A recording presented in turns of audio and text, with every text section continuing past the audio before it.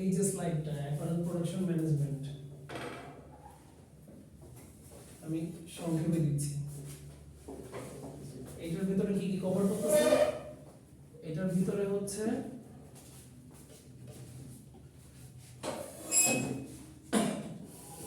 কতটুকু আসছে? এতটুকু আসছে না? পুরোটাই আছে। আচ্ছা,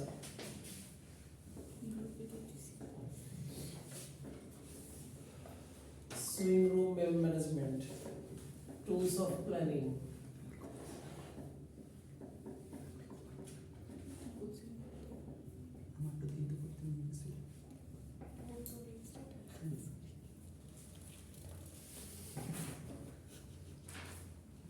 আর হচ্ছে কমপ্লায়েন্স। এই তিনটা জিনিস কভার করতেছে। আমরা এখন যেই এটা পড়তেছি, যে টপিকটা পড়তেছি এখানে, বুঝছেন? এই স্লাইডটা থেকে তিনটা টপিক কভার হচ্ছে। তো এখান থেকে ফাইনাল পরীক্ষাতে ন্যূনতম 2 সেট আসবে। ন্যূনতম 2 সেট, সর্বোচ্চ 3 সেট। এরপরে প্রোডাকশন ম্যানেজমেন্ট থেকে। হ্যাঁ, এবার আমি বলতেছি যে 3 সেট হবে কখন। জিনিসটা 3 সেট হবে যখন আপনাদেরকে এই যে টুলস অফ প্ল্যানিং এর অংশ হিসেবে আমরা হচ্ছে ইয়ে করব, এই যে এসএমভি বা হচ্ছে অপারেশন ব্রেকডাউন, যেগুলো অপারেশন ব্রেকডাউন গুলো যখন আমরা পড়ব, প্লাস অপারেশন ব্রেকডাউন। এটা টপ এন্ড বটম সংক্ষেপে লিখে দিচ্ছি যাতে আপনারা বুঝে নেন। টপ আইটেম 2টা, বটম আইটেম 2টা, একটা ওভেন একটা মিট। এখানে টোটাল তাহলে 2 থেকে না দিয়ে এখানে আমি সরাসরি দিয়ে দিই 3 সেট। যারা সেট এ তে দিবেন, যারা সেট বি তে দিবেন, সবাই 3 সেট করে পাবেন এখান থেকে, ঠিক আছে? এখান থেকে 3 সেট পাওয়ার পরে আর বাকি থাকতেছে কি? আমার হাতে বাকি থাকতেছে হচ্ছে কোয়ালিটি ম্যানেজমেন্ট বা ওই যে কোয়ালিটি অ্যাসিউরেন্স বা কোয়ালিটি কন্ট্রোল, একই জিনিস। আর তার সাথে যে factorial study or SIM strength, এটা জানানোর জন্য পড়বো। এখান থেকে কমপ্লিট কোনো সেট কোশ্চেন আসবে না, মানে এটা খুবই ছোট একটা নেগলিজিবল টপিক আর কি, জাস্ট জানার জন্য। এটা মানে ফ্র্যাঙ্কলি যদি বলি অ্যাপারেল 2 এর লেখাপড়া, কিন্তু আমাদের 4 এর সিলেবাসে আমরা রাখছি। তো ফ্যাক্টরিয়াল স্টাডিটা আমরা এখানে জাস্ট পড়বো। এখান থেকে কমপ্লিট সেট হবে না। কোয়ালিটি ম্যানেজমেন্ট আর হচ্ছে কাটিং রুম ম্যানেজমেন্ট, এই দুটো বাকি আছে, বাকি থাকে। তাহলে এই কোয়ালিটি থেকে মানে সংক্ষেপে আমি কিউসি আর কিউএ আর কিউএম লিখতেছি। এখান থেকে অ্যাকসেপ্ট আর হচ্ছে বাকি থেকে কাটিং রুম।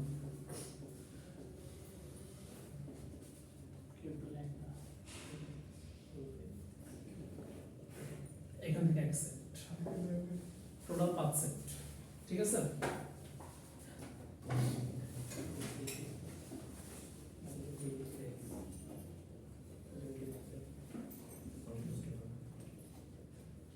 আর এই জন্য আমি হচ্ছে আরেকটা বিষয় ক্লিয়ার করে দিই যে আমার পড়া নিয়ে তো ক্লিয়ার ধারণা আপনাদের আছে, মানে সেই সেকেন্ড সেমিস্টার থেকে আমার কোর্স করতেছি। তো এখন এই শীটের ভেতরে যাতে আমি বেশি ডিপেন্ডেন্ট না হয়ে যাই, আমি সবসময় চেষ্টা করি যে শীটের ভেতর থেকে যাতে জিনিসপত্র ডিরেক্ট না চলে আসে। এবং এবারও তাই হবে। যারা ক্লাস করছে, যারা টাইম স্টাডি ক্লাসটা করছে আগের সপ্তাহে, তারা জানে টাইম স্টাডি কি কি কারণে গুরুত্বপূর্ণ, এগুলো শিখে নেয়। তো ওখান থেকে অ্যাবস্ট্রাক্ট কোশ্চেনগুলো আসবে, ওখান থেকে ওগুলো যদি আপনারা ক্লাস করেন বা ক্লাস লেকচারগুলো কালেক্ট করেন বা ক্লাসে আমি যখন কোনো কিছু লিখাবো পড়াবো, যেমন মার্চেন্ডাইজিং ফ্লো চার্ট পড়ালাম, ওটা কিন্তু শীটের ফ্লো চার্ট থেকে আপডেটেড, বা এখানে শীটে যে লেখাপড়া আছে তার চেয়ে আমি যেটা সাথে পড়াইছি ওটারও আপডেটেড। ওগুলো নিজেরা নোট না করে দিলে বা নিজেরা ওগুলো মনোযোগ না দিলে পরীক্ষাতে বরাবর আনসার হবে না, মার্ক এক্সপেকটেশন অনুযায়ী পাবেন না। তো মানে এখানে ভাবার সুযোগ নাই যে এই এই 22 পেজ পড়লে এখান থেকে বরাবর আমি হচ্ছে 3 সেট একদম ওয়ার্ড বাই ওয়ার্ড কমন পাবো। ওয়ার্ড বাই ওয়ার্ড আমি এখান থেকে কমন পাবো না, কিন্তু এখানে কনসেপ্টগুলো আছে আমরা যেগুলো ডিসকাস করতেছি, স্পেশালি এই যে ওয়ার্ড স্টাডি থেকে আর কি। ওয়ার্ড স্টাডির উপরেরগুলো না, ওগুলো তো আমরা এই যে প্রোডাকশন সিস্টেম আগে পড়ে ফেলছি, কি কি মডিউলার প্রোডাকশন সিস্টেম বা এই যে ওভারহেড ইউপিএস, এগুলো তো পড়েই ফেলছি। এই ওয়ার্ড স্টাডি 9 নম্বর পেজ থেকে শুরু হয়েছে এটা। তাহলে আমাদের ওভারঅল অ্যাপারেল 4 নিয়ে কনসেপ্ট ক্লিয়ার হয়েছে? আচ্ছা, ঠিক আছে। তাহলে আমরা যেটা শুরু করছিলাম, এবার বলেন, আমরা হচ্ছে অপারেশন ব্রেকডাউনে শার্টে ছিলাম। শার্টের হচ্ছে ফ্ল্যাগ পর্যন্ত করছিলাম না? স্যার কাটিং রুম ম্যানেজমেন্ট থেকে কিরকম কোশ্চেন হতে পারে স্যার? কাটিং রুম ম্যানেজমেন্ট পড়াবো তো আপনাদের, ওখানে অঙ্ক আসবে, অঙ্ক আছে যে এখানে হচ্ছে আপনি কতটুকু ফ্যাব্রিক নিয়ে আপনার হচ্ছে মার্কার ইফিসিয়েন্সি এত দেয়া আছে, এখান থেকে আপনার কতগুলো পিস জেনারেট হবে, এরকম ম্যাথ আছে, সিম্পল ম্যাথ, মানে বুঝলে সিম্পল, Cutting এ ক্লাস যারা না করলে পড়ে- ওটা বুঝবেন না, ওটা সিম্পল ম্যাথ না, বুঝতে পারছি। এই আর কি, ওইটা আমি পড়াবো। আর এই অপারেশন ব্রেকডাউন গুলো এখান থেকে ওই যে বললাম না, একটা অপারেশন ব্রেকডাউনই হতে পারে অ্যাকসেপ্ট চলে আসতেছে, কিন্তু এটা হচ্ছে যে টুলস অফ প্ল্যানিং এর অংশ। অপারেশন ব্রেকডাউন কিন্তু ডেডিকেটেড ভাবে সিলেবাসে নাই, কিন্তু এটা যারা ইন্ডাস্ট্রিয়াল ইঞ্জিনিয়ারিং এ যাবেন আই এক্সিকিউটিভ হিসেবে, বা যারা প্রোডাকশন, এক কথায় প্রোডাকশন ফ্লোরে যারা জব করবেন তাদের গুলো জানা লাগবে। তো এটা আমি জানি, আমি আমার স্টুডেন্টদেরকে এগুলো জানাচ্ছি। সরাসরি সিলেবাসে কোথাও অপারেশন ব্রেকডাউন লেখা নাই, কিন্তু আমি এই যে অপারেশন ব্রেকডাউনটা নিজে প্রিপেয়ার করছি আপনাদের জন্য, এগুলো আমি পড়াবো এবং এগুলো আমি পরীক্ষায় দিব। বুঝে গেছে? স্যার সুইং রুম ম্যানেজমেন্ট কি পড়ায় ফেলতে? এটাই সুইং রুম ম্যানেজমেন্ট, ওই অ্যাপারেল প্রোডাকশন ম্যানেজমেন্টটাই, ওই যে sewing room management, tools of planning, আর এই যে কমপ্লায়েন্স নিয়ে কিছু লেখাপড়া আছে। ও আচ্ছা। কমপ্লায়েন্সটাও গোটা একটা সেট না, কমপ্লায়েন্স থেকে কিছু কোশ্চেন আসবে, এই যে এখানে শেষের দিকে কমপ্লায়েন্স নিয়ে একটু পড়ালেখা করা আছে, চাইল্ড লেবার, ডিসক্রিমিনেশন, আমি কয় ঘন্টা এই কোড অফ কন্ডাক্ট করাতে পারবো বাংলাদেশি লেবার ল অনুযায়ী। বুঝা গেছে? আচ্ছা, যেটা বলতেছিলাম যে আমি হচ্ছে শার্টের অপারেশন ব্রেকডাউনে ছিলাম, এই যে 2 নম্বর ল্যাব রিপোর্ট যেটা, এবং এটা আপনাদের অ্যাপারেল 4 এর একটা অ্যাডভান্টেজ যে এখানে আপনারা ল্যাবেও যেটা করবেন থিওরিতেও সেটা অ্যাকসেপ্ট পাবেন। মূলত ল্যাব তো এই যে ল্যাবে তো ওই ক্যাট ক্যাম থেকে বেশি কোশ্চেন আসবে না, আপনার অপারেশন ব্রেকডাউন আমি ল্যাবেও দিব। ল্যাবের পুরো মার্কটা ডিপেন্ড করতেছে এটা আপনারা কতটুকু ভালো বুঝতেছেন, মেশিনগুলো কতটুকু ভালো চিনতেছেন এটার উপর। বুঝে গেছে? তো এবার আমাকে বলেন যে এই অপারেশন ব্রেকডাউন কি এখানেই করবো নাকি 604 এ? চলেন 604 এ।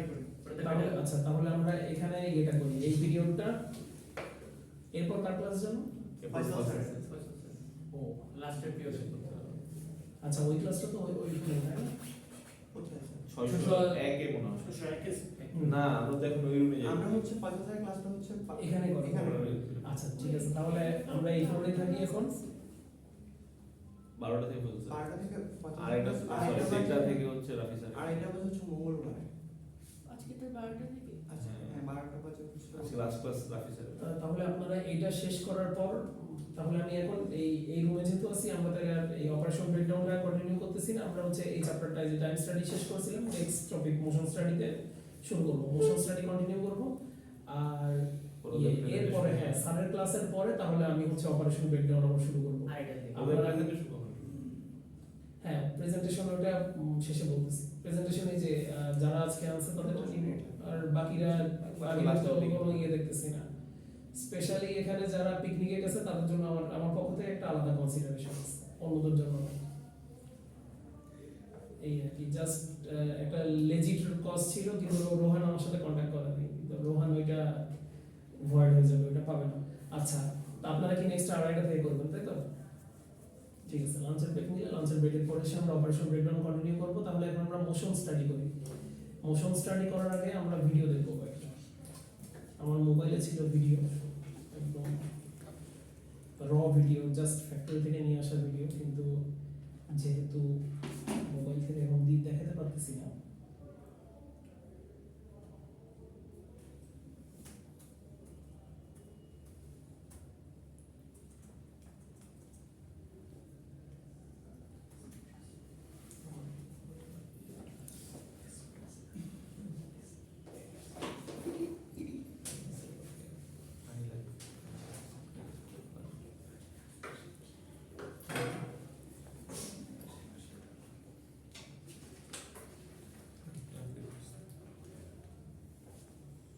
আমরা জাস্ট র্যান্ডম কয়েকটা ভিডিও দেখি, ঠিক আছে?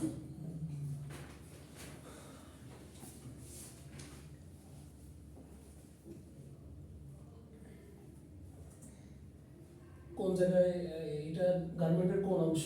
এই যে প্রেসার কুকার নিচে যে আর্ম হোল। আর্মহোল কি জয়েন করা আছে না নাই? করা আছে। তাহলে এই জয়েন করা আর্মহোলের উপরে কি সেলাই করতেছে আমরা একটু দেখি তাহলে। হাতা হ্যাঁ ওই হাতা আর কি, হাতার উপরেই সেলাই করতেছে, জয়েন করা আছে কিন্তু এক সাইড করলো তারপর আবার আরেক সাইড করতেছে।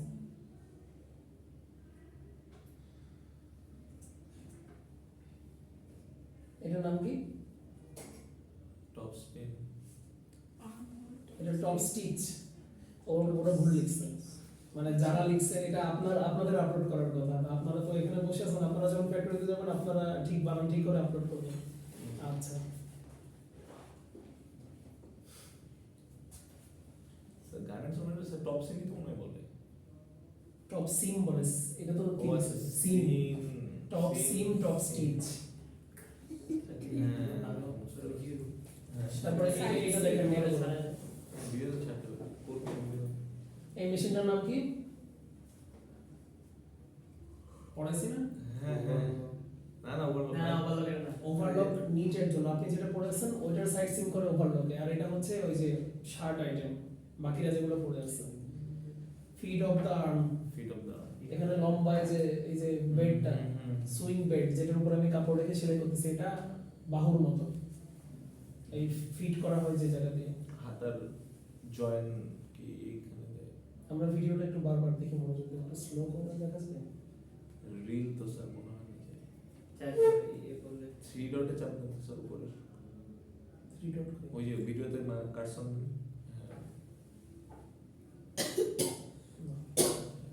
ভিডিওতে যায় ইয়েতে যায় না মনে হয়। রিলসে ওর ইয়ের উপর, ওর হচ্ছে কোলের উপর রাখা আছে শার্টগুলা, ও প্রথমে নিচ্ছে শার্টটার শুরুটা ধরতেছে, দুই সাইড মিলাচ্ছে, মিলানোর পর মেশিনের উপর দিয়ে একটা নির্দিষ্ট পেজ, ফোল্ডার দিয়ে এখানে ফোল্ডার লাগায় না না, এখানে ফোল্ডার থাকে, ফোল্ডারটা হচ্ছে ইয়ে করে দেয়, ওই জায়গাটা জুম করলে ভুল জায়গায় ফোল্ডারটা মানে ইজি করে দেয় যে ইজি বলতে ফোল্ডারটাই ফোল্ড করে দেয়, যে হ্যাঁ, শার্টের দুইটা পার্ট এরকম প্যাচ প্যাচ মতো দিয়ে দেয়, তারপর ওটার উপর দিয়ে এই আঙুলের উপর দিয়ে সেলাই দিয়ে দেয়। এফিসিয়েন্সি বাড়ে দেয়। না হয় ভাঁজ হবে না তো ঠিক মতো। আরো দু একটা ভিডিও দেখি, মানে এরকম রিলস না দেখে বড় ভিডিও দেখতে পারলে ভালো হতো।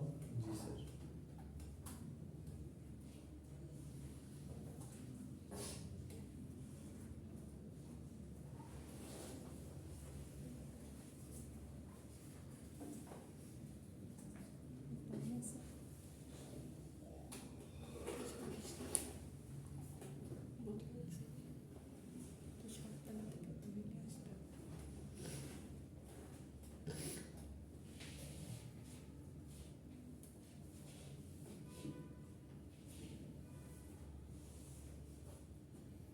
আচ্ছা এই ভিডিওটা আমরা দেখি।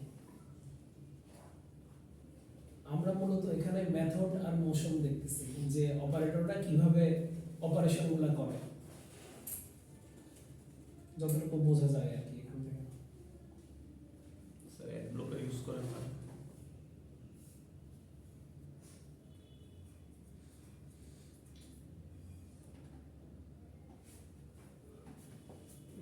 সুন্দর।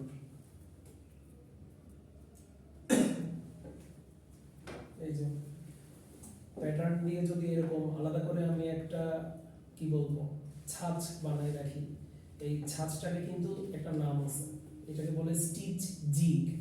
এটা হচ্ছে অ্যাপারেল 2 পড়াচ্ছি তো এখন আমি, তাদেরকে এটা পড়ালাম গতকালকে। স্টিচ জিগ হচ্ছে আমার একটা সেলাই করার জন্য সব সেলাই প্রত্যেকটা আইটেম আমার 100টা আইটেম সেলাই করা লাগবে, প্রত্যেকটাতে যাতে সেলাই ঠিক জায়গায় পড়ে, ওই জন্য একটা ওয়ার্ক এইড অথবা swing attachment, work aid or attachment বলে, সেটা ব্যবহার করতে হয়, যার ফলে আমার সেলাইটা মানে বরাবর জায়গায় পড়ে।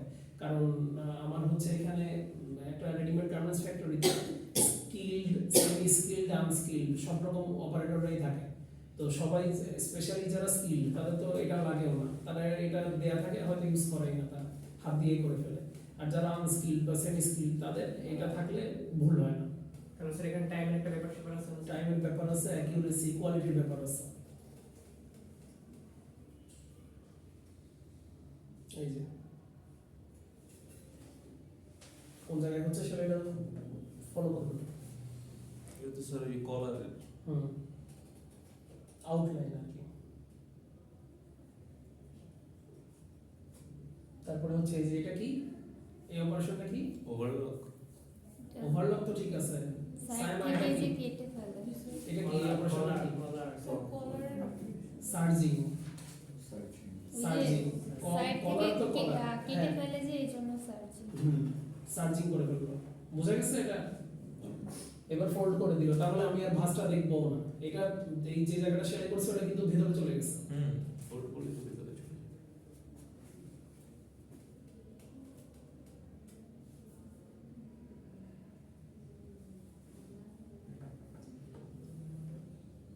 এখন কি হচ্ছে টপ স্টেজ ফল কলার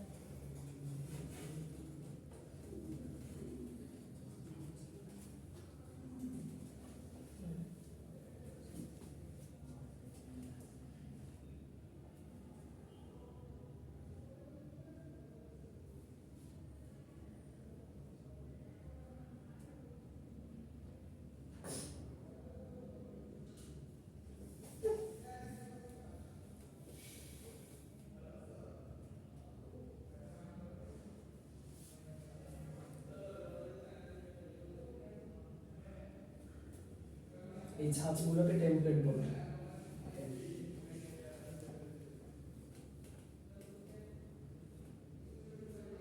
স্যার ভিডিওর লিংক একটু গ্রুপে দিয়ে দিন আচ্ছা সেসব দিয়ে দাও। এটা দেয়া হচ্ছে না।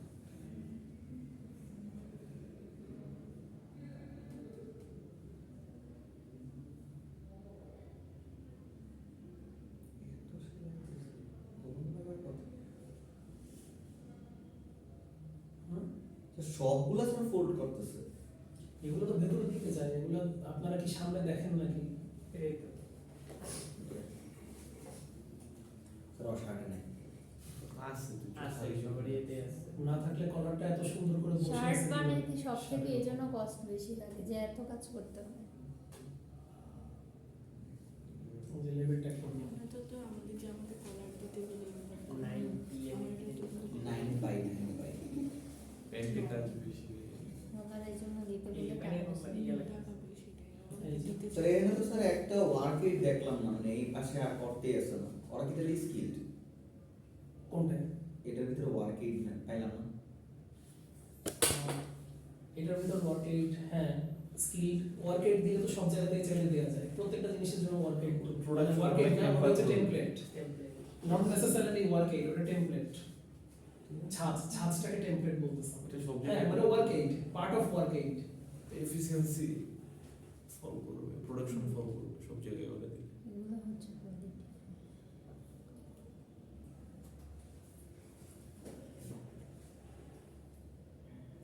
ব্যাপারটা হচ্ছে পরীক্ষার খাতায় এখন কি আর কেউ নিচে বোর্ড দিয়ে লেখেন না না আগে যা- একটা না আছে আপনাদেরও দুই একজন আছে তারা বোর্ড নিয়ে আসে তো যারা এসে বোর্ড ইউজ করে এটা তো দোষের কিছু নেই না, লজ্জার কিছু নেই বোর্ড ইউজ করলে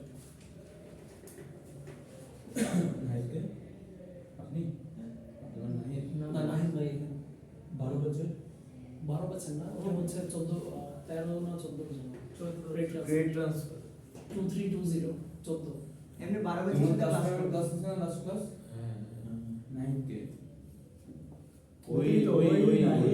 transfer। 12 ব্যাচের সাথে ক্লাস করে আবার অন্য ব্যাচের সাথে ক্লাস করে সরি এখন কত বছর সাথে আছে নাম্বার আছে কারো আছে ও হচ্ছে 14 বছর এখন হয়তো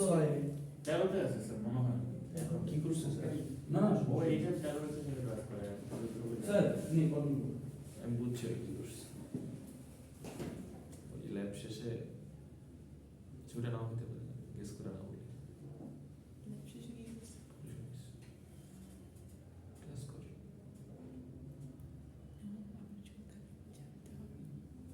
এবার বুঝলাম আমরা কিন্তু আপনাকে চ্যালেঞ্জ করতে পারি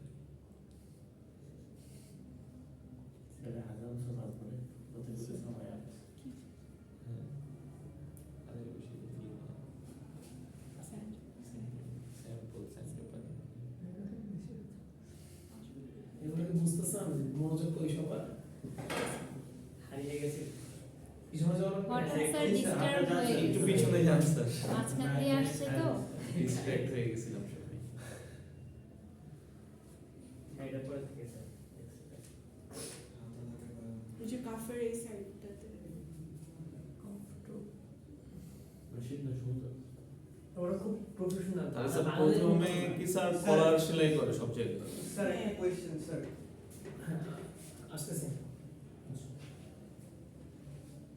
একটু স্লো মোশনে দেখতে থাকুন।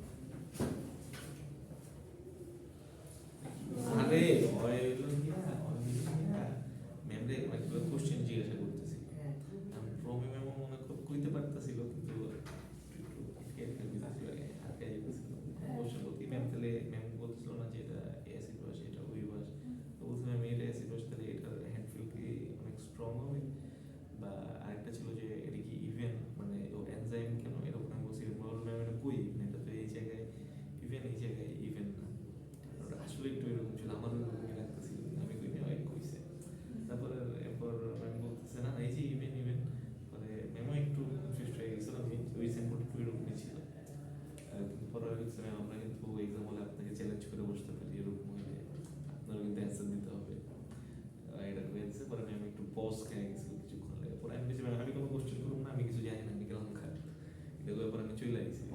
সবাই না আমি বলছি না, এখন কি ওরা এই জন্য খুঁজতে আসছে না, মনে হয় আরো কোনো অপশন করতে পারে। এইটাই সময় হইতে পারে, কারণ ও হচ্ছে ম্যাম আমরা- তো ম্যাম একটু অন্য টাইপের, হ্যাঁ দেখ কিছু যদি পয়সা যায় ভয় হচ্ছে আমরা কি জানি না। আই না না না কিছু মানে ইয়া তো লাগা না না এটাতে সব বোঝা যায়।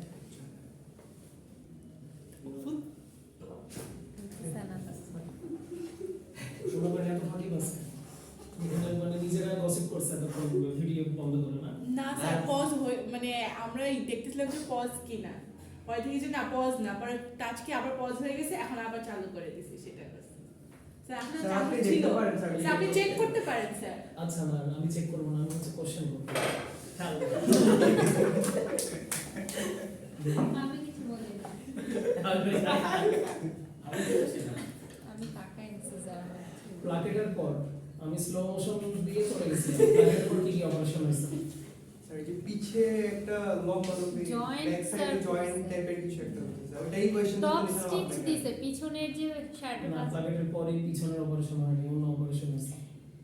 এখানে প্লাকেটের পরে তো কাফ কাপ হয়েছে, কাপ মানে হাতের যে কাফের উপরে ওই তো, যেটা মানে ছিল একটা কোশ্চেনে আমি ওইটার পরে যে মানে কাফটা অনেকগুলো হয়েছে। না আমার যে সন্দেহটা আমি একটা কোশ্চেন দিয়ে প্রকাশ করে মানে ইয়ে করে দিলাম, জাস্টিফাই করে দিলাম যে পোলাপাইন এখন আমার নিজেদের ভিতর গসিপ করছে ওই টাইমটাতে ভিডিও বন্ধ করে স্যার ভিডিও বন্ধ হয় ভিডিও পজ করে না স্যার পজ হয় নাই, অন ছিল। এটা আমরা স্যার পরে খেয়াল করছি স্যার। কিন্তু পজ করতে ভুল লাগেছে। আসলে স্যার স্যার আপনি তো আমাদেরকে জানেনই স্যার আমরা কেমন স্যার, কি বলা যায়? আমরা স্যার ভালো মানুষ আর কি। স্যার আমরা প্রমাণ মিটাইতে গিয়ে আরো দুটো প্রমাণ দিয়ে আসছি। ভালো মানুষ না বোকা মানুষ তাই বলেন স্যার।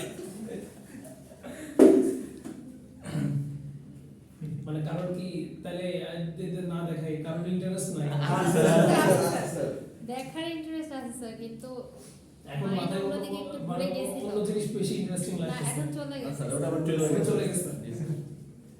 ধরে ক্লিয়ার হয়ে গেছে। মানে কিউরিওসিটি জন্মায় গেছিল আর কি সবার ভিতরে। আমি স্লো মোশন দিয়ে গেলাম যাতে বোঝা যায় ভালো করে। মূলত আমার মেইন উদ্দেশ্য যেটা ছিল মোশন দেখানো, তো এখানে 100% মোশন দেখানো যাচ্ছে না, কিন্তু 50% দেখানো যাচ্ছে। মোশনটা স্যার কি পার্ট? মোশন হচ্ছে যে একজন স্টুডেন্ট সে তাকে আমি একটা খাতা দিলাম, কিছু কোশ্চেন দিলাম, ও কিভাবে লিখতেছে, আচ্ছা কে কত সময় কয় পেজ ভরাই ফেলতেছে, কার কত দ্রুত এক্সট্রা পেজ লাগতেছে, তার মানে ওর লেখার স্পিড মানে বডি মুভমেন্ট। আবার কেউ কেউ আছে ফাঁকিবাজ, হ্যাঁ। মানে ইয়ে থেকে কি বলে মার্জিন লম্বা থেকে লম্বা আরো ফাঁকা 1-2 ইঞ্চি এদিকে জায়গা বাড়ায় রাখবে, নিচে তারপরে- ভেতরে না ওরা কোনো আঙুল দেখাবো না কাউকে। কি হবে? পরীক্ষায় তো ওরা যদি কখনো দিন দেয় তো এক একজন এক এক ভাবে হচ্ছে পৃষ্ঠাটা ভরাচ্ছে, তো এক একজনের মোশন এক এক রকম, তো আমাকে হচ্ছে মোশন স্টাডি করতে হবে, আর এটা হচ্ছে মেথড স্টাডির অংশ, যে আমরা লিখতেছি কিভাবে। একজন খাতাটা বাঁকা করে লেখা প্রেফার করে, একজন হ্যাঁ একদম সোজা করে একজন সোজা করে লেখা, একজন নিজে বাঁকা হয় খাতা সোজা রাখে। তো কার জন্য কোনটা ওয়ার্কআউট বেটার, মানে বেটার এখন কি চলতেছে নাকি এখন কি করা? চলতেছে স্যার। 1 সেকেন্ডের জন্য বন্ধ হয়েছিল আর কি ভিডিওটা। এই জন্য যারা হচ্ছে মানে ভালো মানুষ বা বোকা মানুষ তারা খারাপ হতে গেলে আগে ধরা পড়ে। আসলে স্যার আমরা সব স্যার, আমরা গসিপ করার পরে বুঝছি যে এটা অন করা।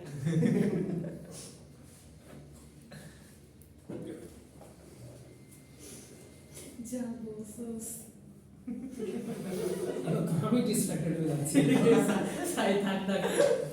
তো যাই হোক, মূলত আমার মেইন পারপাস ছিল মোশন দেখানো, কিন্তু আমি সবসময় যেটা বলি যে ইন্ডাস্ট্রিতে যা যা হয় তার 10% ভিডিওতে আসে। দেখা যায়। এই তো বললাম স্যার, এখন খুব সুন্দরভাবে অর্গানাইজ ভাবে ভিডিওটা করছে, এগুলো তো হয় না। না, এখানেও আমি মূলত যেটা খুঁজতেছি ওটা পাচ্ছি না। আমি চাচ্ছি মোশন। আমার কিন্তু মোবাইলে সব আছে, অপারেটরদের ভিডিও করা আছে। কি জন্য ভিডিও করা আছে? অপারেটরদেরকে ধরতে হয়। তারা হচ্ছে স্বীকার করে না যে তার ক্যাপাসিটি আছে একটা সার্টেন অ্যামাউন্ট করা। স্যার ওটা কি লুকাই করেন নাকি? লুকাই করা বলতে কি, এটা তো প্রোডাকশন ফ্লোর। প্রোডাকশন ফ্লোরে তো কেউ তো কাজ না করে বসে থাকতে পারবে না। কিন্তু অনেকে করে কি, নর্মাল টাইমে যখন কেউ দেখতেছে না, ফর এক্সাম্পল এখন শুভকে কেউ দেখতেছে না, শুভ হচ্ছে এখন দ্রুত অনেকগুলো করে রাখবে, করে রেখে কি হবে, ও আস্তে করে লাস্টের দিকে স্লো করে সুইং থেকে একটু বের হয়ে যাবে, বের হয়ে গিয়ে একটু পানির বোতলটা নিয়ে গেল। মানে যদি শুভকে দিয়ে এক্সাম্পল দিলে অড লাগতেছে, মানে এটা মিতা করলো এই কাজটা, যে পানির বোতলটা নিয়ে বের হয়ে গেল, এরপর ওখানে গিয়ে আরেক লাইন থেকে আরেকজন আসছে, তার সাথে কিছুক্ষণ গসিপ করে আসলো। ওর ঘন্টার যে কোটাটা, আওয়ারের কোটাটা ও ফিল আপ করে ফেলছে। তো ও যখন ওর নর্মাল স্পিডে কাজ করে, ঘন্টার কোটা যেমন এখন হচ্ছে যে 11টা থেকে 12টা চলতেছে, 11:27 বাজে, 11টা থেকে 12টা, এই ঘন্টার কোটাটা যখন ও ফিল আপ করে ফেলছে নর্মাল স্পিডে, আমি তো ওকে পিছন থেকে মানে ব্যাপারটা ক্রিপ মতো বা ক্রিপি লাগতে পারে, এটাই মানে ক্রিপি হয় না, মানে হিডেন ওয়েতে হিডেন ওয়ে বলতে যে মিটার যে পজিশনটা, ফর এক্সাম্পল এখানে ওই যে আদিলের পজিশন থেকে এটা সুন্দরভাবে Visible. ব্যাকওয়ার্ড মোশন সবকিছু হচ্ছে রেকর্ড করে ফেলা যায়। তারপর ওকে সাথে সাথে দেখাই ফেলে যে তোমার তো ক্যাপাসিটি আছে, তুমি 10 পিস করতেছো তুমি হচ্ছে 3 মিনিটে, তাহলে তুমি পার পিস 18 সেকেন্ডে করতে পারতেছো, তাহলে আমাকে 21 সেকেন্ডে করে দাও। 21 সেকেন্ড হলে কত? 21 সেকেন্ড 210 হচ্ছে 3.5 মিনিট, তাইলে 35 মিনিটে 10টা, তাহলে 35 মিনিটে 10টা হলে 3.5 7 মিনিটে 2টা, তাহলে বাকি থাকে আমার ধরো 25 মিনিটে ওইদিকে থাকে 21 হাফ। স্যার সিম্পল ডিজিটে আসেন স্যার। 17 পিস। তো ওর আমি দেখতেছি ওর ক্যাপাসিটি আছে ঘন্টায় 20 পিস করে দেয়, 17 পিস করতেছে। ওরে আমি তখন বললাম যে তুমি অন্তত 17 পিস করে দাও, ও আমাকে, ওর ক্যাপাসিটি আছে 20 পিস করার, ও করতেছে 15 পিস। আচ্ছা, এখন ওকে তো আমি এক ক্লাসে 15 থেকে 20 তোলা কঠিন হয়ে যাবে, ও এটা কারণ ও যদি 3 বছর প্লাস বা 3 বছরও না 6 মাস প্লাস জব করে বা 1 বছর প্লাস জব করে, ও জানে যে ও যদি একবার কমিটমেন্টে চলে আসে যে হ্যাঁ আমি ঘন্টায় 20 পিস করে দিব, একটা জিনিস বানাতে 2 মিনিট লাগতেছে ফর এক্সাম্পল, ও যদি একবার কমিটমেন্টে চলে আসে, ওর কোনোভাবেই ওইটা থেকে নামার সুযোগ নেই, ওইটা দিতেই হবে। ওইটা না দিলে ধরে নিতে হবে যে ও হচ্ছে আন্ডার পারফর্ম করতেছে। ফাঁকি মানে আন্ডার পারফর্ম করতেছে, এটাও একটা খারাপ জিনিস। ওর বোনাস বন্ধ হয়ে যাবে বা ওর হচ্ছে আদার জিনিসপত্রগুলো বন্ধ হয়ে যাবে, ওর ফ্লেক্সিবিলিটি বন্ধ হয়ে যাবে, কমে যাবে। তো ওকে আস্তে আস্তে ইয়েতে আনতে হয় যে না, তোমার ক্যাপাসিটি দেখাই দিতে হবে 20 পিসের, যে তোমার ক্যাপাসিটি আছে 20 পিসের, তুমি আমাকে 17 পিস দাও বা 18 পিস দাও, বুঝা গেছে? আচ্ছা, তো এই জায়গাতে হচ্ছে যারা এগুলো কাজ করে স্যার অনেকটা স্পাইয়ের মতো। স্পাই না, যে সুপারভাইজার বা ওই তো কোনো স্পাই মানে সব কিছু আচ্ছা দায়িত্বে আছে, ইনচার্জ। আচ্ছা, সবকিছুই শুরু হয় একটা সমস্যা দিয়ে, প্রবলেম দিয়ে শুরু হয়, তারপর একটা সলিউশন বের করতে হয়। যে একটা মার্ডার হয়েছে, একজন মারা গেছে, বা একটা ব্যাংক ফ্রড হয়েছে, বা একটা চুরি হয়েছে, ডাকাতি হয়েছে, এটা একটা প্রবলেম, এটার সলিউশন লাগবে। ওইরকম হচ্ছে বটলনেক হয়েছে এক জায়গাতে, বটলনেকটা আমাকে ক্লিয়ার করতে হবে, প্রবলেমের সলিউশন। তাহলে বটলনেক যে জায়গায় হয়েছে ওইটার সাথে অ্যাসোসিয়েটেড কিছু অপারেশন থাকে। প্রথমে ওই কোর জায়গাটা চেক করতে হবে, ডাক্তাররা যেরকম করে আর কি, যে ডাক্তার গেস করতেছে যে হার্টে কোনো একটা প্রবলেম হয়েছে বা হার্টে ব্লক হয়েছে, তাহলে হার্টের ব্লকের সাথে অ্যাসোসিয়েটেড সাথে আমার আর কিডনি বা লিভারে ড্যামেজ হয়েছে কিনা বা অন্য কোথাও কোনো প্রবলেম হয়েছে কিনা, এগুলোর টেস্ট করায় কিনা ডাক্তার। রক্তে হচ্ছে কোলেস্টেরলের পরিমাণ বেশি কিনা বা হচ্ছে গ্লুকোজের পরিমাণ বেশি কিনা, ট্রাইগ্লিসারাইড টেস্ট, সিবিসি টেস্ট সবই তো দিয়ে দেয় ডাক্তার, দেয় না অ্যাসোসিয়েটেড।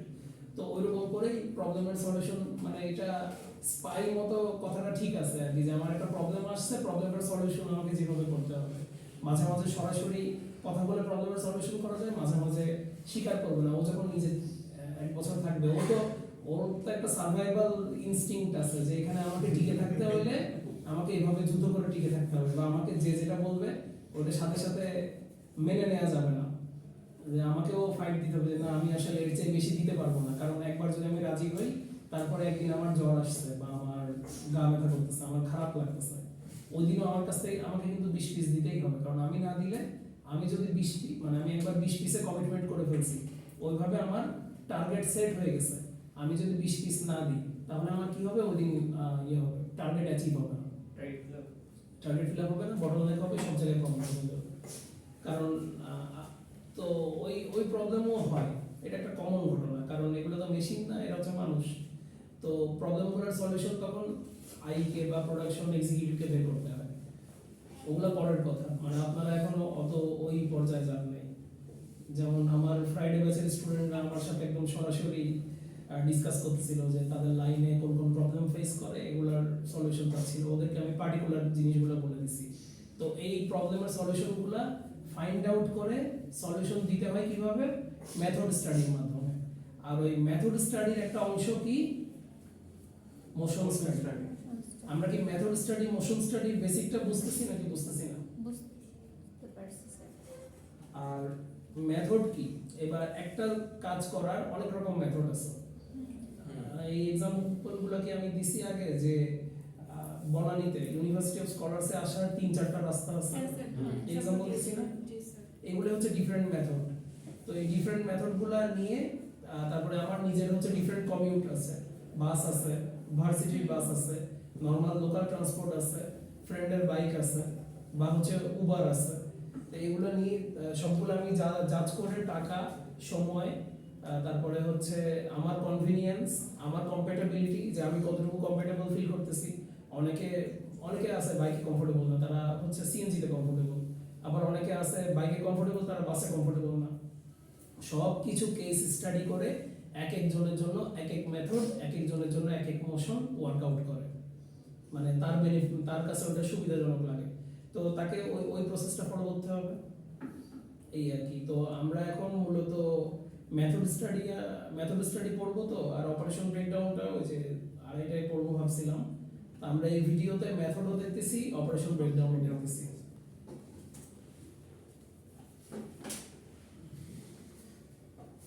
স্লিভের পরে প্লাকেটের এই যে বাটন, প্লাকেট বলতেছি কাফের যে বাটনের আগের যে বর্ডারের উপরে একটা সেলাই দেওয়া হয়, ওইটাকে রান স্টিচ বলে আর কি। জাস্ট একটা সেলাই, drum stitch sir. Run stitch যদি লিখা আর আছে। You O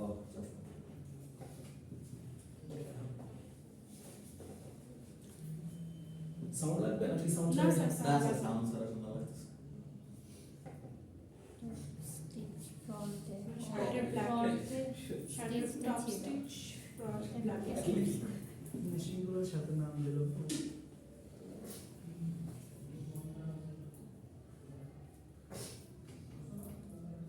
general centre bag.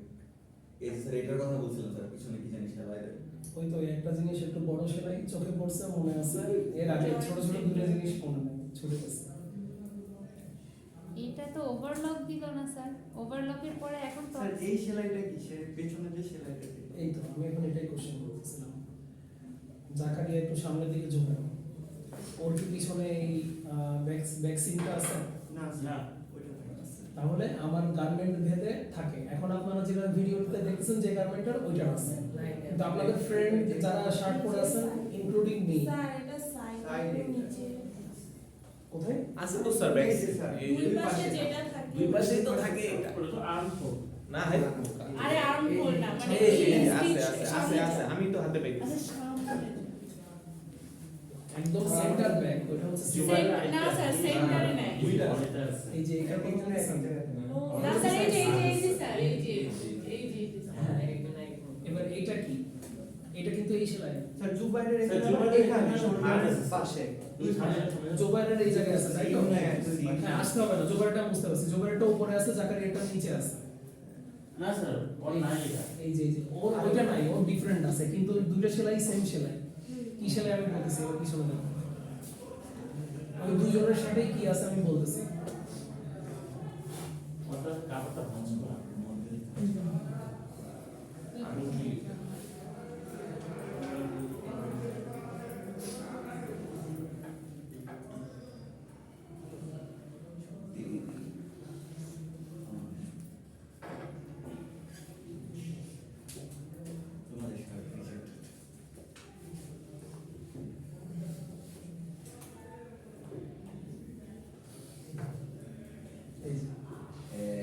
অনেক অনেক রকম নাম আছে। জাকারিয়ারটা এবার মিল পাওয়া যাচ্ছে কিনা, জাকারিয়ার সেম পজিশনে আছে কিনা। এটাকে ডার্ট সিম বলে, আবার এটাকে কিছু ক্ষেত্রে বাস্টিংও বলে, BASTING, বাস্টিং। বাস্টিংটার মূল উদ্দেশ্য কি? বাস্টিংটার মূল উদ্দেশ্য হচ্ছে যে এই যে এই শেপটা যদি দেখেন, এটা কি আওয়ার গ্লাস শেপ কিনা। ফ্যাশন ডিজাইনাররা একটা শেপ নিয়ে খুব কাজ করে, concern hourglass shape. Hourglass. এটাও আমি আগে ডিসকাস করছি। তার মানে আরে ফিটিং বা এগুলো অনেকের হয়তো ইয়েতেও আছে, নিজেদের পড়ার টেবিলেও আছে, হয়তো জানেন না। এই যে ও আচ্ছা, চিনছি এটা নাকি চিনি? আচ্ছা আছে। হ্যাঁ, এটা যে এরকম একটা শেপ। এটা তো হচ্ছে হয় অনেকের থাকে 10 মিনিটের, অনেকের থাকে 1 ঘন্টার, অনেকের থাকে 30 মিনিটের। এটাকে বাংলায় মনে হয় বালুঘড়ি বলে। একদিন হ্যাঁ, আমরা তো তাই বলি। আওয়ার গ্লাস শেপই আমার গ্লাস শেপ তো শেপ। আচ্ছা, তো যাই হোক। আমার গ্লাসের হ্যাঁ, তো এটা হচ্ছে ডার্টিং। ডার্টটা হচ্ছে বা বাস্টিংও বলে অনেক জায়গায়। এই এটা বিভিন্ন জায়গায় থাকতে পারে। ও, এটা হচ্ছে ডার্ট। এবার আমি প্লিট দেখাই। জাকারিয়াটা ডার্ট। DRT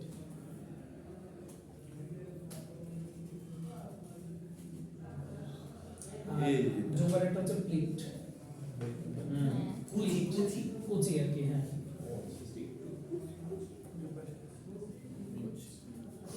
কোনো কোশ্চেন আছে এগুলো নিয়ে? স্যার এটা কি স্যার শুধু শার্টেই হয় কুচি? না, গেঞ্জি কুচি না, তো স্যার? মেয়েদের জামা কাপড়ে বেশি। মানে এটা আপনি যেখানে ইচ্ছা সেখানে দিতে পারবেন, যেখানে ইচ্ছা সেখানে দিতে পারবেন। তারপর আরেকটা জিনিস দেখে রাখি, মানে এগুলো অলরেডি বহুত পুরনো, খুবই কমন জিনিস।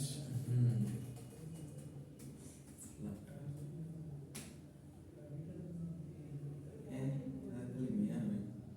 মেয়েদেরই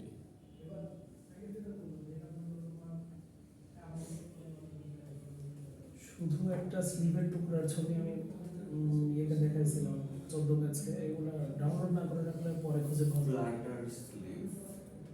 ওটা স্যার মানে স্লিভে কুচি স্যার, বুঝতে পারছি। একটা ব্রাশ করে নিব।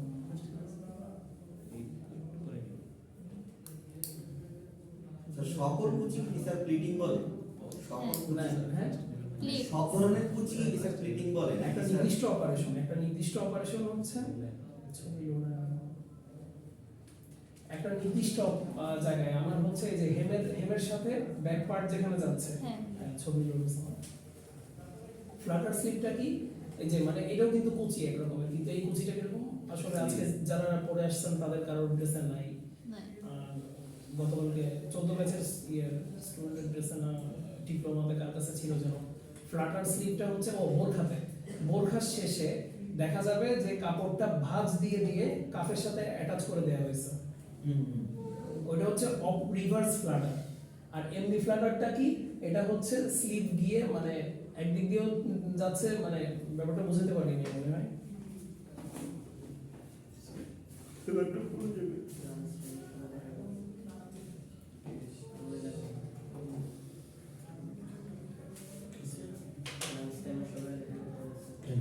কি যাবো না। কই দিছে? ও আচ্ছা, পেজ 12। এখান থেকেই তো থাকে স্যার, শুরু থেকেই তো কুচিটা থাকে এই এই ধরনের হাতা দিয়ে।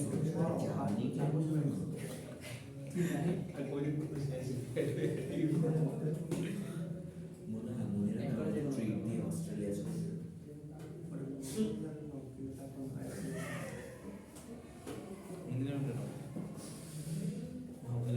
একটা হচ্ছে এমনি ফ্লাটার, স্লিভ টাইপ ফ্লাটার, যে স্লিভের টুকরাটা যত সামনে যাচ্ছে আরো ফুলের মানে ফুলের কুড়ির মতো করে Spread হয়ে হ্যাঁ স্প্রেড হচ্ছে, ছড়ায় যাচ্ছে। ভাঁজ এখানেও কিন্তু ওই যে ভাঁজ সেলাই ইফেক্টটা পড়তেছে, এটা বাইরের দিকে যাচ্ছে। আর আরেকটা হচ্ছে কাফ থেকে ভিতরের দিকে চলে আসতেছে ভাঁজ সেলাইটা, যেটা বোরখাতে অনেক সময় দেখা যায়। যেমন এইটা কিন্তু নরমাল ফ্লাটার বলতে গেলে, এটা হচ্ছে বাইরের দিকে প্রসারিত হচ্ছে। আবার বোরখার হাতাতে দেখবেন ওই কাফে গিয়ে টাইট হয়ে গেছে, কিন্তু এর বাইরে উপরে এই যে আবার এটা এই ছড়ানো। মানে জোবায়ের শার্টের পিছনের মতো ভাঁজ দেখা যায়। তো এই ডিজাইনটা হচ্ছে ফ্লাটার ডিজাইন। তো এগুলো অলরেডি মানে ওভার ইউজড, এগুলো অনেক আগে থেকে আমরা ব্যবহার করে আসতেছি। এখন যারা ফ্যাশন ডিজাইনার তারা হচ্ছে নতুন নতুন জিনিসপত্র চিন্তা করে, নতুন আর কিভাবে মানে একটা কাপড়ের ভিতর ভ্যারিয়েশন আনা যায়। আর ওই একটা স্ট্যান্ডার্ড, তারপর আরেকটা কথা ভিতরে বলে দিই, শার্টের ভিতরেও একটা আছে রেগুলার ফিট, একটা হচ্ছে স্লিম ফিট। তাহলে স্লিম ফিটের মূল পারপাস কি? ওই আওয়ার গ্লাস শেপটাকে আরো বেশি প্রমিনেন্স দেওয়া, প্রমিনেন্ট করা। লুজ স্টেট ওয়্যার এবার ইয়ে করি, আমরা হচ্ছে কনজিউমারের পয়েন্ট অফ ভিউ থেকে বলি, আমি কি আওয়ার গ্লাস শেপ শার্ট ভালো মতো করতে পারবো? পারবো না। তাহলে কারণ এটা আমার হচ্ছে বডির যে জিওমেট্রি, এটার সাথে এটা কম্প্যাটিবল হবে না। তো এটা তখন এবার যদি ধরেন যারা প্লাস সাইজ বা যাদের হচ্ছে ইয়ে নাই, কি বলবো, ওয়েস্ট আর হচ্ছে ইয়ে কি বলে, ওয়েস্টের উপরে গাট আর ওয়েস্ট, এটার রেশিও সমান, সিমিলার। তো তাদের জন্য যদি ফ্যাশন ডিজাইনাররা চিন্তা করে, তাদেরকে অন্য জায়গায় অন্যরকম ভ্যারিয়েশনের কথা ভাবতে হবে সেলাইয়ের মাধ্যমে। বুঝতে পারছেন? মানে আপনারা যদি টেক্সটাইল ইঞ্জিনিয়ার, এটা কিন্তু টেক্সটাইল ইঞ্জিনিয়ারের কাজ না সরাসরি, এখানে কিন্তু আর্টস ফ্যাশন ডিজাইনারটা চলে যাচ্ছে। ফ্যাশন ডিজাইনিং কোর্সটা কি বিএসসি না বিএ, এটা কি জানেন আপনারা? এগুলো নিয়ে ভাবছেন, এগুলো নিয়ে স্টাডি করছেন? ওটা কিন্তু বিএ, ব্যাচেলর অফ আর্টস, এটা কলা বিজ্ঞান। আর্টস হচ্ছে কলা, বাংলায় আর্টসকে কলা, হ্যাঁ কলা বলে, শিল্পকলা, নৃত্যকলা, নাট্যকলা, যেটা আর্ট, ফর্ম অফ আর্ট। তো ওই রকম ওই পয়েন্ট অফ ভিউ থেকে নিজেকে কিন্তু মাঝে মাঝে চিন্তা করতে হবে। আর টেক্সটাইল ইঞ্জিনিয়ারদের কাজ হচ্ছে আমার ইফিশিয়েন্ট ওয়েতে প্রোডাকশন করতে হবে, এভরিথিং ইফিশিয়েন্ট ওয়েতে, সাস্টেনেবল ওয়েতে প্রোডাকশন ইনশিওর করতে হবে, একদম ফাইবার থেকে শুরু করে আমার একটা রেডিমেড গার্মেন্ট পর্যন্ত। এটাই হচ্ছে টেক্সটাইল ইঞ্জিনিয়ারদের লেখাপড়া। তো ফ্যাশন ডিজাইনারের পয়েন্ট অফ ভিউ থেকে যদি চিন্তা করেন, তাহলে আপনাকে তখন চিন্তা করতে হবে যে আমি কিভাবে একটা গার্মেন্টকে সুন্দরভাবে রিপ্রেজেন্ট করতে পারি, ওইটার সৌন্দর্য বর্ধিত করতে পারি। তো এটার জন্য আপনারা সেলাইয়ের মাধ্যমে, এটার জন্য আপনারা হচ্ছে সেলাইয়ের মাধ্যমে সৌন্দর্য বর্ধন করতে পারেন। অতিরিক্ত কাপড় বা অ্যাক্সেসরিজ, অ্যাপ্লিক বা হচ্ছে এমব্রয়ডারি, প্রিন্টিং, অ্যাক্সেসরিজ বা এমবেলিশমেন্ট, এগুলো ব্যবহার করার মাধ্যমে সৌন্দর্য বর্ধিত করতে পারেন। ডিফারেন্ট ফ্যাব্রিক ইউজ করার মাধ্যমে সৌন্দর্য বর্ধন করতে পারেন। আবার সুতার কাজের মাধ্যমে সৌন্দর্য বর্ধন করতে পারেন, যেমন এই জিনিসগুলো দেখছেন কিনা,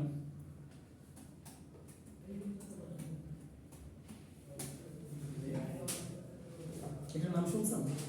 এটা আমরা তো জরি সুতা টাইপের কিছু একটা বলি। জরি সুতা, মানে বাংলায় জরি সুতা বললে হয়তো চিনবেন। লুরেক্স ইয়ার্ন, বা যেটা হচ্ছে বিভিন্ন মেটাল দিয়ে তৈরি করা হয় ইয়ার্নটা, এটার মূল পারপাস হচ্ছে এটা গ্লেজ দিয়ে। এটা খুব সুন্দরভাবে লাইট রিফ্লেক্ট করতে পারে, শাড়িতে থাকে বা হ্যান্ড এমব্রয়ডারি করার সময় অনেক ক্ষেত্রে লাগে। এবার আমাকে এটা বলেন, এটার কি কমফোর্টেবিলিটি ভালো হবে না খারাপ হবে? খারাপ, জরি সুতো তো পরলেও মেটাল বোঝা যায় না। তাহলে এটার কাজ যদি করতে হয়, তাহলে আমাকে ভেতরে একটা লাইনিং ফ্যাব্রিক বা ডিফারেন্ট একটা ফ্যাব্রিকের লেয়ার রাখতে হবে। সরাসরি বডি কন্ট্যাক্টে এটা দিতে পারবো? দিলে ওটা সে পড়তে পারবে না। তো ফ্যাশন ডিজাইনারের পয়েন্ট অফ ভিউ থেকে, যদি আপনারা চিন্তা করেন, আপনাদের হাতে অনেক রকম অপশনস আছে। এবার আমি যদি আপনাদেরকে আরেকটু লিমিটেড করে দিই, মানে আপনাদের অ্যাপারেল 4 এ এই বিভিন্ন স্পেশাল সেলাইগুলা, মানে সেলাই কি শেষ আছে? আমি জাস্ট যে ধরেন আগে যে ডার্ট বলতাম, প্লিট বলতাম, মনে আছে? অ্যাপারেল 1 এ ডার্ট, প্লিট এগুলো সংজ্ঞা পড়তাম, বুঝে পড়ছিলেন নাকি? ওই যে অনেকের মনে নেই, না বুঝে পড়ছিলেন। এখন কি সেলাইগুলা এখন কি ভুলবে না? ডার্ট কি, প্লিট কি? আমি লাস্ট আরেকবার তাও বলি, ডার্ট হচ্ছে কোনটা? হ্যাঁ, ডার্ট হচ্ছে যেটা নিচে থাকতেছে, আর প্লিট হচ্ছে যেটা ইয়োকের সাথে ভাঁজের মতো থাকে, হয় মাঝখানেও থাকে আবার দুই সাইডেও থাকে। ডার্ট আর প্লিট তো বুঝলাম, তারপরে ফ্লাটার বুঝছি। জি স্যার, ফ্লাটার হচ্ছে যে ফ্লাটার ফুলের মতো, স্লিভের এখানে একটু কার্ভ। হ্যাঁ, ওই যে ওই কি যেন বললো, একটা বাংলা ওয়ার্ড বললো, কুচি। হ্যাঁ, কুচি দিয়ে সেলাই হবে, ভাঁজ দিয়ে কোচি শাড়ি নষ্ট ওয়ার্ড কুচি, জোরদার কুচি।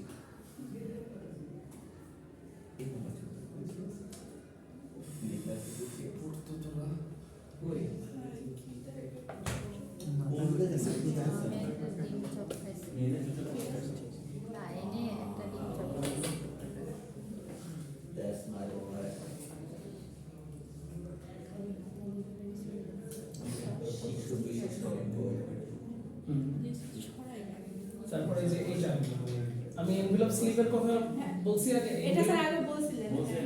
যেমন এই যে এগুলো সব কিন্তু আপনার মানে কাপড়ের টুকরা সবই ফিক্সড। এখানে ডিজাইনটা আমি কিসের মাধ্যমে জি দিচ্ছি? স্যার এটা বলছেন স্যার। ডিজাইনটা আমি কিসের মাধ্যমে দিচ্ছি এখানে? সেলাইয়ের মাধ্যমে। এটার মাধ্যমে, হ্যাঁ।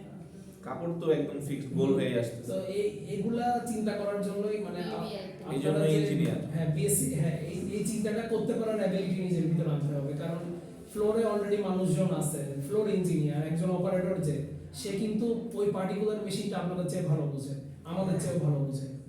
কিন্তু আপনাদেরকে এই যে এই ক্রিয়েটিভ থিঙ্কিং গুলো করতে হবে। মানে এটাই হচ্ছে আপনার মানে আপনি এই পড়ালেখাটা কতটুকু ধরতে পারছেন, বুঝতে পারছেন, বা আপনি এটার ব্যাপারে মোস্ট ইম্পর্টেন্টলি আপনি কতটুকু প্যাশনেট। জাস্ট নাম্বার পাওয়ার জন্য বা রেজাল্ট পাওয়ার জন্য না, আমি নিজে কতটুকু প্যাশনেট, আমি এটা নিয়ে থিঙ্ক করতে পারতেছি কিনা, ওইটার মাধ্যমে আমি বুঝতে পারবো। Yes sir. আন্ডারস্টুড। বাকিগুলো আমরা একটু শর্টে দেখি, কারণ আমি মেথড স্টাডি আর এই যে আমি 4-5টা পেজ পড়াইলাম বা 10টা পেজ পড়াইলাম, ওইটা পড়ানোর চাইতে এখানে আমি যে ইনফরমেশনগুলো বলতেছি এগুলা ধরুন মানে ক্যাপচার করার চেষ্টা এগুলো করি। জি স্যার, এগুলো হইলেই স্যার মাথায় থাকে। এবং তখন যে কোনো কিছু মানে যে কোশ্চেন করা হবে বুঝে আনসার করতে হ্যাঁ, পারবে। জি স্যার, এটাই। ডাটা প্রিন্ট আমি মুখস্থ করলাম না বুঝে, বা কাসেট না বুঝে মুখস্থ করলাম, কোনো বেনিফিট নেই। জি স্যার। কাসেট হচ্ছে এই যে স্যার ওটা কি প্লিট নাকি? এই যে এইটা আচ্ছা, এইটা কোন ড্রেসকে, এই ড্রেসটা দেখে কোন ড্রেসের কথা মাথায় আসে, কোন ড্রেসকে রিজেম্বল করতেছে সবচেয়ে বেশি?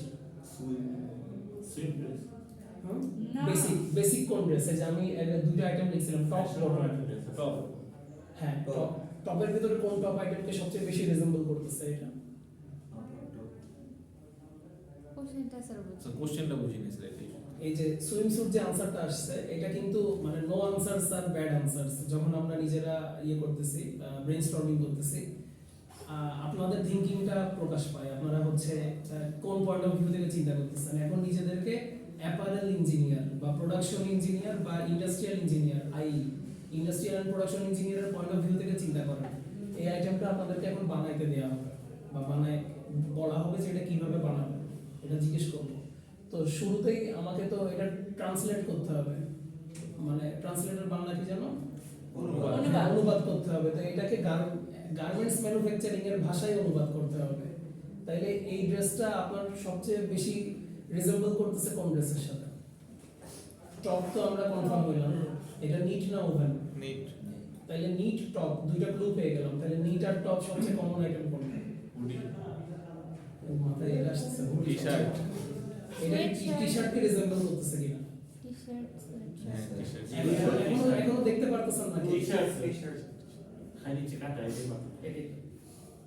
100% সবাই দেখতে পারতেছেন এটার ভিতরে একটা টি-শার্টকে? হ্যাঁ স্যার। না, সবাই দেখতে সবাই পারতেছেন। দেখতে পাচ্ছি স্যার। সবাই কে দেখতে পাচ্ছি স্যার? যে দেখতে পাচ্ছেন আমি তাকে করতেছি আমি question। পারতেছি। জি স্যার আমি পারতেছি, আমাকে ধরেন। আমরা কোন জায়গায় ডিফারেন্স পাচ্ছি টি-শার্টের থেকে? এই যে জয়েন্টের এখানটা। আচ্ছা ঠিক আছে, ডিফারেন্স আমরা পরে যাই। টি-শার্ট দেখতে পাচ্ছি না, তাই তো?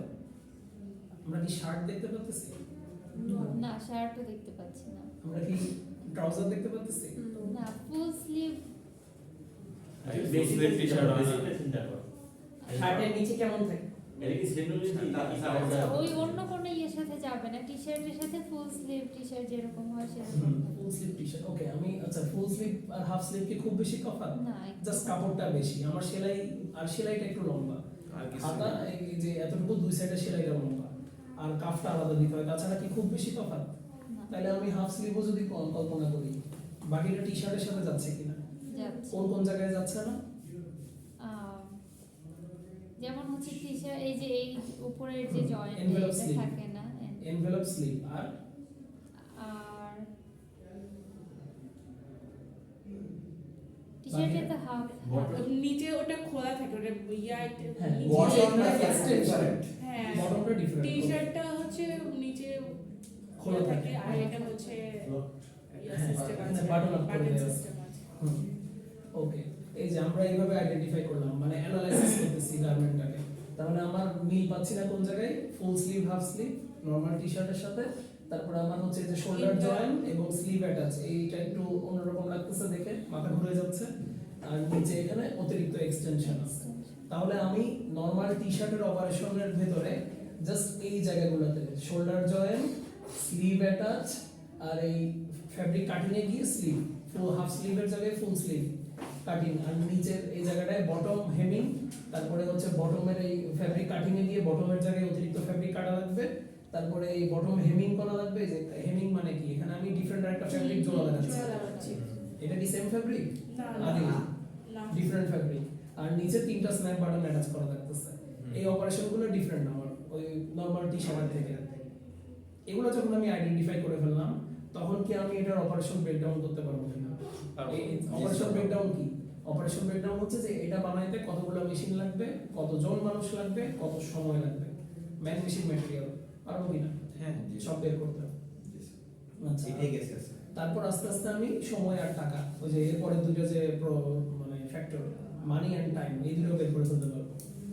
তো তাহলে এই জিনিসটা হচ্ছে কাছে এই নিচের পার্ট বটম, যে বটমে অতিরিক্ত ফ্যাব্রিক, যেটা হচ্ছে বডি স্যুটের থাকে, বডি স্যুট বা হ্যাঁ এটা বডি স্যুটই বলে, এটা বাচ্চাদের বডি স্যুট। আর ওই যে সুইম স্যুটের সাথে যে মিল পাইছেন বললেন, এটা suit, swim suit, body suit, ওই সেম এটা সুইম স্যুটের ক্ষেত্রেও কি প্রথমে আগে টি-শার্টটা মানে হচ্ছে চুজ করে পরে এটা এক্সট্রা করে কি করে না? এই যে নিচের আপনি সাইড বলুন, আপনি বলুন। না স্যার সেমই তো হবে স্যার, গ্যাসের তো স্যার এটার ক্ষেত্রেও যেরকম প্যারানোটার ক্ষেত্রেও তো স্যার সেম হবে।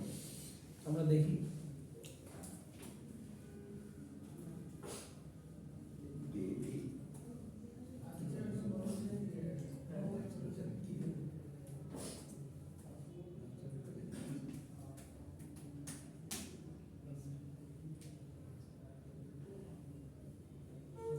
ওয়ান পিস, আচ্ছা ওয়ান বাচ্চাদের হচ্ছে 1-0 বলে, 10 টু পিস আসতেছে। এই যে এগুলো হচ্ছে স্লিপ স্যুট, স্লিপ স্যুটের ভিতরে ভ্যারিয়েশন আছে। এই স্লিপ স্যুটটা আমরা যে স্লিপ স্যুটটা নিয়ে কাজ করতাম, সেটা আবার ফুটও থাকে নিচে, মানে জুতার মতো থাকে। কাপড় দিয়ে তৈরি, জি, স্যার। এটা আবার ওইটা নেই। আর সুইম স্যুট বাচ্চাদের জন্য, এই যে যেমন এটা একটা সুইম স্যুট, হ্যাঁ ওই যে একই রকম ইয়ের মতো, জাস্ট এখানে শোল্ডারের জয়েন্টটা নেই।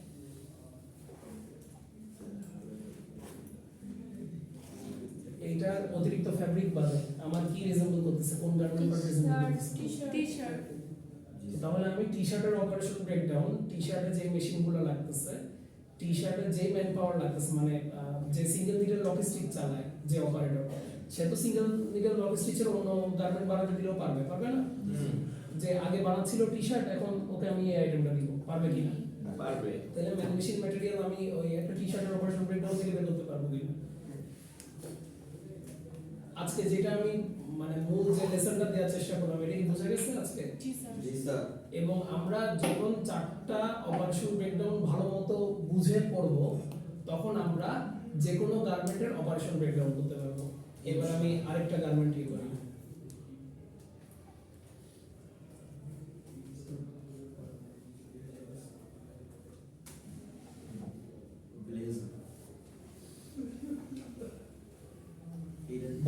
বাইরের টপ আইটেম যেটা ব্লেজার, এটা কাকে রিজেম্বল করতেছে? শার্ট।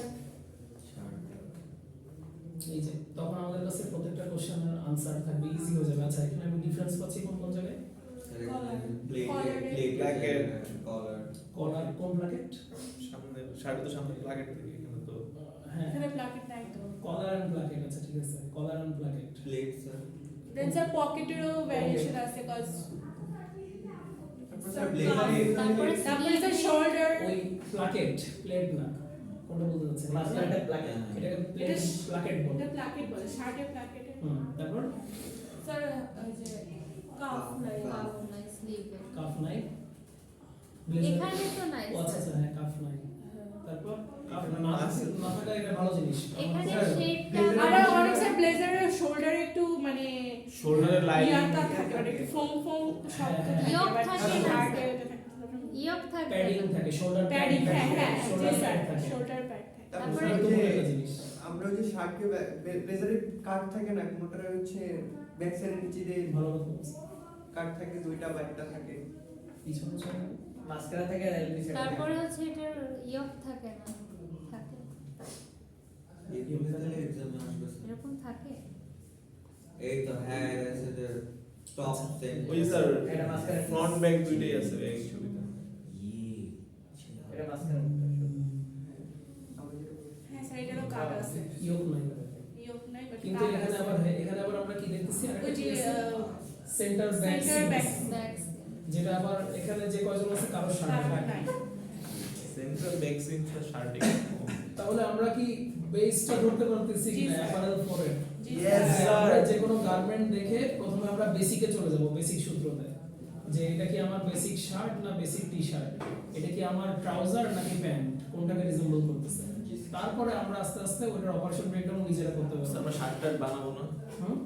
হ্যাঁ কবে স্যার শেষ হয়ে যাচ্ছে তো স্যার। আপনারা প্রথম কাজ হচ্ছে ফ্যাব্রিক কিনে আনতে হবে। কিনলাম শার্ট বানানো স্যার এটা তো জাস্ট ওই আমি যখন জিনিসপত্র দেখাই তখন হঠাৎ করে একটু মনে ইচ্ছা হয় যে স্যার, শার্ট ল্যাব বানাবো। করতে পারবো স্যার, কিনে হ্যাঁ, তো আনতে পারবো। ফ্যাব্রিক কিনে আনতে হবে তো। তাহলে যে ফ্যাব্রিক যার আমরা যার আপনি স্যার জন্য বলে কিনে দিবেন আনবো, আমরা ফেব্রিক নিয়ে আসবো। আচ্ছা ঠিক আছে তাহলে তাহলে বললেন স্যার যে যার যার স্যার আমরা স্যার ল্যাব ওয়ার্ক করলাম স্যার মানে গ্রুপ ওয়াইজ কিনে আনলাম একটা শার্ট 4 জন মিলে বানাইলাম। না চারজন যে মিলে যারটা বানাবেন একটা শার্ট। একজনই বানাবো স্যার। শার্টটা পরবে কি স্যার?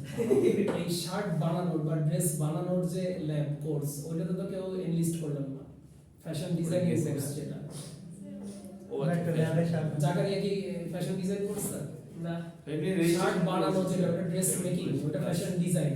আর এখানে আমরা অপারেশন ব্রেকডাউন গুলো নিয়ে করব। আমরা নিজেরা নট নেসেসারি বানানো জানতে হবে, কারণ অপারেটরকে ধরার জন্য আমাদের মেশিন সম্পর্কে সাফিসিয়েন্ট নলেজ রাখতে হবে। এই মেশিনে কোন কোন প্রবলেম থাকে, এই মেশিনে কোন কোন ইস্যু হয়। কিন্তু আমি not necessarily I am the operator, কিন্তু আমাকে অপারেশন জানতে হবে, মানে এটা আমার জানা জরুরি অবশ্যই আরেকজনকে ধরার জন্য। কিন্তু আমাদের এই কোর্সের মূল পারপাস হচ্ছে আমরা যাতে ইচ এন্ড এভরি অপারেশন বুঝি, একটা নতুন গার্মেন্ট আসলে সেটাকে যাতে আমরা বেসে নিয়ে গিয়ে ওই গার্মেন্টটা কিভাবে তৈরি করতে হয় ওইটা যাতে আমরা করতে পারি, প্রোডাকশনের প্ল্যান দিতে পারি। বুঝতে পেরেছি স্যার। তো ওইটা হচ্ছে এখনো সময় আছে, 27 তারিখ হচ্ছে কি বলে এক্সিবিশন। ফ্যাশন ডিজাইন কোর্সে আপাতত ফ্যাশন ডিজাইনিং এর ধারের কাছে মনে হয় পাওয়া যায় না, শুধু ইফতি ছিল। স্যার আমরা সবাই স্যার টাকা দিয়ে রেজিস্ট্রেশন করেছিলাম স্যার। ওই তো মানে ওইটাই আর কি, যে এটা পরে just একটা মনের class মনের করে ভিতরে পরে একবার class একটা যায়। স্পার্ক আসে, কিন্তু ওই আগুনটা বেশিক্ষণ জ্বলে না, নিভে যায়। যে আমরা 4 জন শার্ট বানাবো, আরেকজন বলছে একজন বানাবো, কেউ তো করেনি, করছে ইফতিবাদে কেউ করেনি, ভালো হয়েছে, খুবই ডিসঅ্যাপয়েন্টিং ছিল, সবাই স্যার রেজিস্ট্রেশন করে আর চলে আসছে। খুবই ডিসঅ্যাপয়েন্টিং ছিল। টাইমটা টাইমিংটা টাইমিংটা সন্ধ্যাবেলা ছিল class। টাইমটা তখন বেশি মানে ওইটা তো আপনাদের কি বলে কো কারিকুলার অ্যাক্টিভিটিস, এক্সট্রা ক্লাসের টাইমের মানে কি বলবো এক্সট্রা আওয়ারের অ্যাক্টিভিটিস এটা। তখন তো স্যার এই সময়টা ওটা স্যার ছিল আমাদের তো 5টা, তখন তো 5টা পর্যন্ত ক্লাস ছিল, ওটা ছিল 5:30 থেকে 7:30। 7:30 পর্যন্ত। এই ভিডিওটা একটু নিজেরা ফোন দেখে নিন। ক্লাসেস আমি বলতে হচ্ছে মেথড স্টাডি আর মোশন স্টাডিটা হচ্ছে এখানে দেখাচ্ছিলাম, দেখায় আজকে আমরা এটা নিয়ে একটু ডিসকাস করতাম। আচ্ছা এটা আমি কন্টিনিউ করে দিই। মোশন স্টাডিটা কি আমরা তো বুঝতে পারছি বেসিক, যে যে একজন অপারেটরের একটা নির্দিষ্ট অপারেশন করার জন্য অপারেশন স্টাইল হ্যাঁ অপারেশন সে যেভাবে করতেছে ওই ফুল প্রসেসটাই হচ্ছে তার মোশন, এবং এই মোশনটাকে স্টাডি করাটাই বা এই মোশনের অ্যানালাইসিসটাই হচ্ছে মোশন স্টাডি। মেথডস তো হচ্ছে কিভাবে সহজভাবে লাগবে ব্যাপারটা, যে একজন অপারেটরের একটা অপারেশনকে আমরা স্টাডি করতেছি, অ্যানালাইসিস করতেছি, এটাই হচ্ছে মোশন স্টাডি। আর তার কাজ করার একজন ওয়ে অপারেটরের কেমন মানে কিভাবে কাজ করছে হ্যাঁ। মেথড। রাইট, এটা হচ্ছে মানে method study is a branch of work study. Work স্টাডির একটা নির্দিষ্ট শাখা যেখানে আমরা একজন অপারেটর একটা অপারেশন কোন মেথডে করতেছে এটা আমরা অ্যানালাইসিস করি বা স্টাডি করি, সহজভাবে নিবেন জিনিসটা। আচ্ছা তারপর এখানে প্রিন্সিপাল অফ মোশন স্টাডি কি কি কিছু জেনারিক কথাবার্তা আছে, যে তার হিউম্যান বডি, তার বডির মুভমেন্ট, তার হাতের মুভমেন্ট, তার পায়ের মুভমেন্ট, তার পশ্চার জেস্চার, যে তার হচ্ছে বসার অবস্থানটা ওইটা তো পশ্চার, যে সে কোন পজিশনে বসে আছে, সে কি রাইটি না লেফটি। যেমন সবচেয়ে বেশি ইমোশন ইনভলভ থাকে কোন অপারেশন, রাইট। হ্যাঁ মানে আপনি ডিফারেন্ট কোশ্চেন আনসার দিচ্ছেন, যে মানুষ হচ্ছে রাইট সাইডে অ্যাক্টিভ থাকে বেশি, তার অ্যাক্টিভিটি বাম সেরিবেলাম অ্যাক্টিভ থাকে, ওটার কারণে বডির রাইট পার্ট বেশি অ্যাক্টিভ থাকে। আবার ব্যতিক্রম আছে, কিছু ব্যতিক্রম আছে। আচ্ছা, তো যেটা বলতেছিলাম, সবচেয়ে বেশি মোশন, সবচেয়ে বেশি নাড়াচাড়া, মুভমেন্ট কলার কোন অপারেশনে? একজন আনসার করতে পারবে? কলার স্যার। ভুল। স্লিভে পুরোটা বলুন। স্লিভ অ্যাটাচ না, স্লিভে সব কাজ মানে যেমন মানে স্লিভের কোন কাজ? স্লিভ অ্যাটাচ স্লিভের এই যে এইখানে আর্ম হোল। ওই তো arm whole. Sleeve attaché, sleeve attaché আমাকে একসাথে কয়টা পার্ট নিয়ে কাজ করা লাগতেছে? আচ্ছা স্লিভ অ্যাটাচে আমাকে একসাথে 3টা পার্ট নিয়ে কাজ করা লাগতেছে। 3টা পার্ট কি কি? ফ্রন্ট পার্ট, ব্যাক স্লিভ, আবার back ব্যাক part। পার্ট। অন্য কলার, ঠিক আছে, কলার হচ্ছে সেকেন্ড ক্লোজেস্ট আনসার ছিল, কিন্তু কলারেও আমার রাইট, কলারেও 3টা পার্ট নিয়ে কাজ করা লাগতেছে। হ্যাঁ কিন্তু কলারের যে মানে আমি স্লিভ কেন বললাম, স্লিভ একটা বটল নেক অপারেশন, সরি ক্রিটিক্যাল অপারেশন, ওখানে বটল নেক বেশি হয় কারণ ওটা হচ্ছে ইয়ে বেশি, এসএমভি বেশি, সময় লাগে বেশি। সময় লাগে। স্লিভের সেলাইটা ছোট, অপারেটর বেশি দিতে হবে। কলার স্লিভের এই সরি কলারের অপারেশনটা রিলেটিভলি স্মলার, সেলাইটা রিলেটিভলি স্মল, ওই জন্য ওইটাই ইয়ে বটল নেক কম হয়, ওইটাতে হচ্ছে সময় কম লাগে, অপারেটরও রিলেটিভলি কম লাগে। আচ্ছা, তারপর principles or rules relating to work station. প্রথমটা হচ্ছে যে আমার হিউম্যান বডির কথা বললাম, যে স্লিভ বা কলার এগুলো যখন একটা অপারেটর সেলাই করবে, তাকে কিন্তু সে যখন বসে থাকে, এটা কি আমি আগে আরেকদিন দেখাইছিলাম?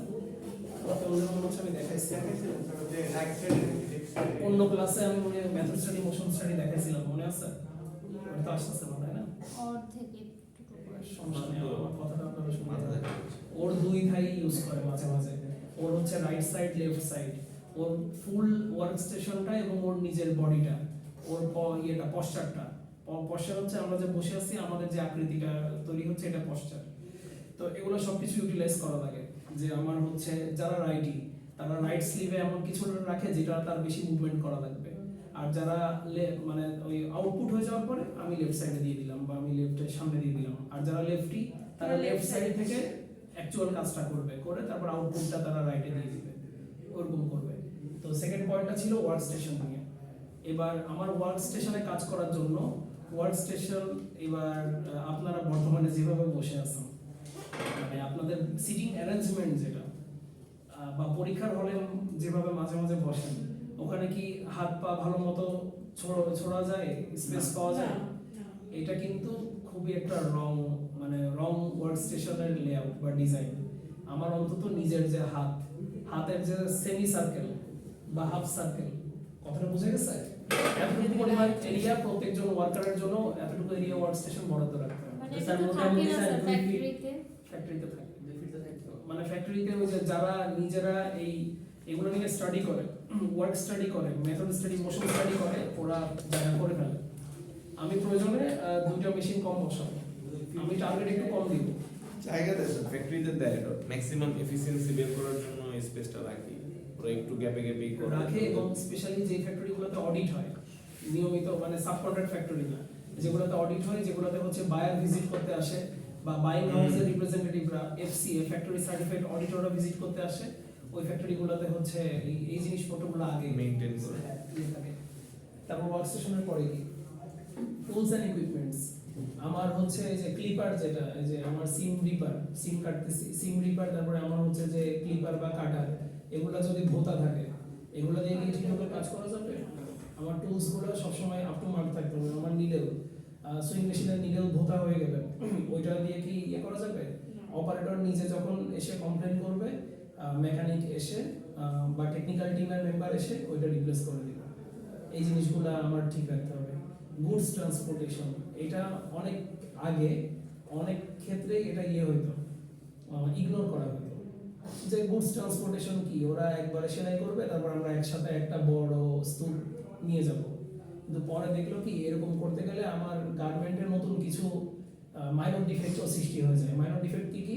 আমার ভুল হ্যান্ডেলিং এর কারণে oil spot, dirty spot, stain এগুলো লেগে যায়। তারপরে আমার হচ্ছে ক্রিজ পড়ে যায়, আনওয়ান্টেড ক্রিজ। সে আয়রনিং করে দিছে, আয়রনিং কিন্তু খুবই ভারী আর কষ্টের একটা কাজ। যারা হচ্ছে আয়রনিং অপারেটর থাকে ফ্যাক্টরিতে, ওদের কিন্তু নর্মাল একজন অপারেটরের চাইতে স্যালারি বেশি থাকে। ভালোই বিষয়। এবং একটা ভারী স্টিম আয়রন ওদেরকে অল টাইম অপারেট করতে হয় এবং ওদের ইফিসিয়েন্সি বা ওদের টার্গেট অলওয়েজ বেশি থাকে।